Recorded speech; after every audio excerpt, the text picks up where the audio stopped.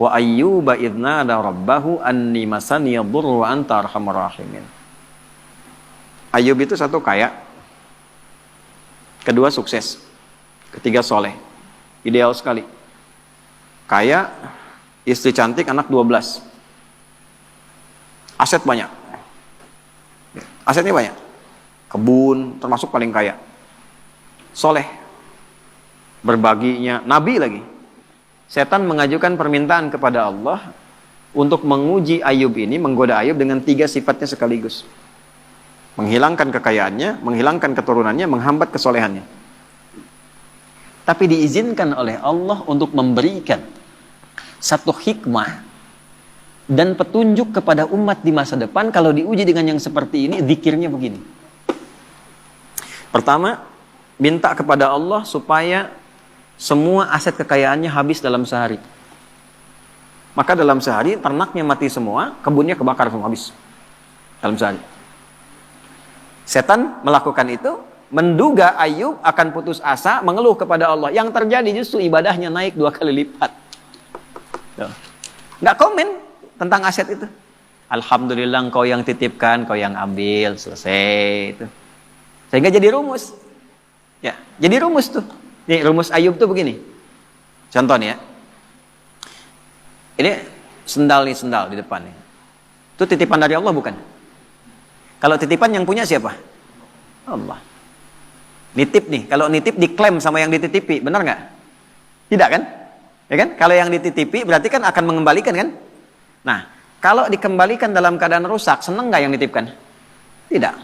Saya nitipkan untuk dipakai pada yang baik, dipakai untuk nyuri, seneng nggak?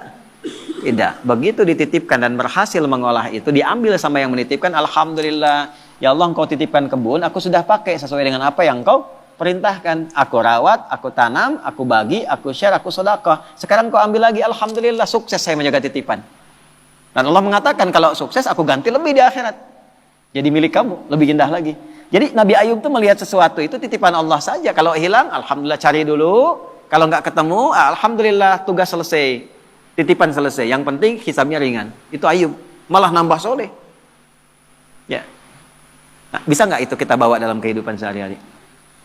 Ya, makanya kata Nabi, ajaban di amril mu'min, orang beriman tuh sempurna, mengagumkan perkaranya. Kalau dapat kesuksesan dia bersyukur, jadi nggak berlebihan. Allah juga yang nitipkan kok. Kalau diuji dengan persoalan dia bersabar, yang punya Allah juga kok. Gitu. Jadi sama aja antara ada dengan tiada, sama aja. Dinikmati aja. Nah, dalam menjalani itu butuh penyesuaian, disitulah ada pahala. Ya, kalau nggak ada ujian nggak ada pahala, nggak ada pahala. Nggak tahu caranya kita berdoa, berkeluh kesah, minta dan sebagainya. Jadi saya kembali kepada awal ketika Anda bertanya tentang sikap Nabi Ayub, secara konseptual dari Al-Quran yang pertama kali adalah satu, jika dihadapkan pada ujian kekayaan, ini yang harus dilakukan. Kalau jatuh pun begini caranya, kalau sedang maju di atas bersyukur, jangan terlalu angkuh, jangan sombong dan sebagainya, kata kapan-kapan Allah bisa ambil, itu loh hikmahnya. Kalau diambil pun jangan banyak disesali, toh yang punya bukan kita kok. Ya, belajar sama tukang parkir.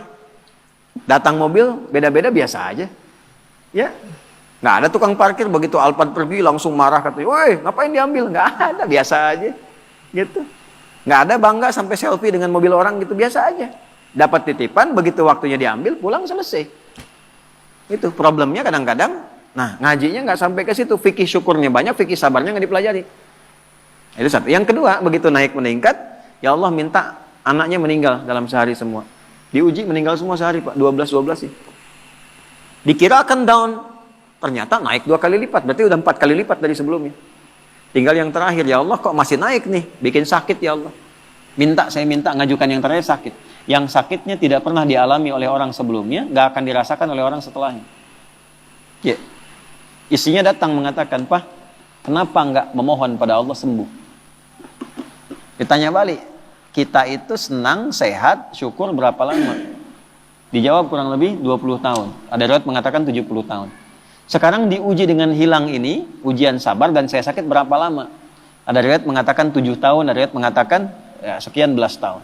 Kata Ayub begini, nanti aja kalau ujian sabarnya sudah sama dengan ujian syukur, baru saya minta sama Allah.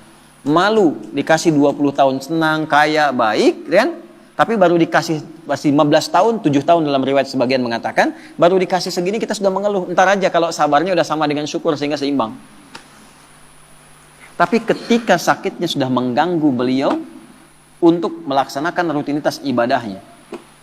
Tadinya masih bisa bangun, sekarang sakitnya sudah nggak bisa menahan berdirinya. Sholatnya sudah susah dan sebagainya. Baru Ayub minta kepada Allah. Dibukalah dengan fathah, bukan dengan dhammah.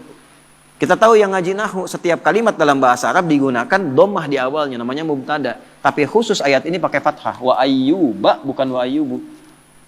Fathah itu membuka sesuatu sebagai inspirasi. Wa ayyuba, dan aku buka kisah Ayub sebagai inspirasi untukmu. Kalau engkau mengalami persoalan yang sama, lakukan seperti Ayub menjalaninya.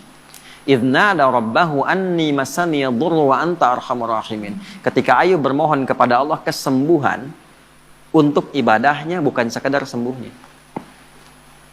Anda sakit berobat ke dokter, pengen sembuh atau pengen dekat sama Allah? Beda tuh. Ya, saya sakit nih, diberi sakit oleh Allah nih, minta sembuh. Semua orang minta sembuh yang sakit. Tapi jarang ada yang minta sembuh untuk meningkatkan ibadahnya kepada Allah. Ya Allah, saya pengen sehat supaya tahajud. Ya Allah, saya pengen sehat supaya pengen baca Al-Quran. Tarik ke situ. Nah, ketika ditarik ke aspek ibadah, apa yang terjadi? Ya.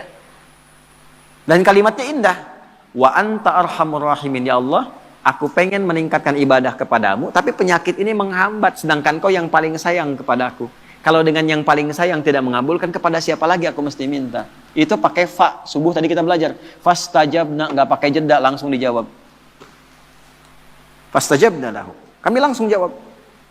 Fakashafna ma bihi min dur. Yang hilang-hilang, yang terasa sakit, habis semua, diselesaikan. Yang paling menarik, wa atainahu wa ahlahu mithlahum ma'ahu. Kami balikan lagi keluarga yang tadinya hilang. Tadi kan 12 anak itu meninggal dalam sehari kan? Tiba-tiba begitu sembuh, berhubungan lagi dengan istrinya hamil lagi, begitu hamil kembar 12 kali hamil, jadi 24. Yang tadinya 12 meninggal, sekarang lahir baru anak 24. Oh, Zik, 24 tuh.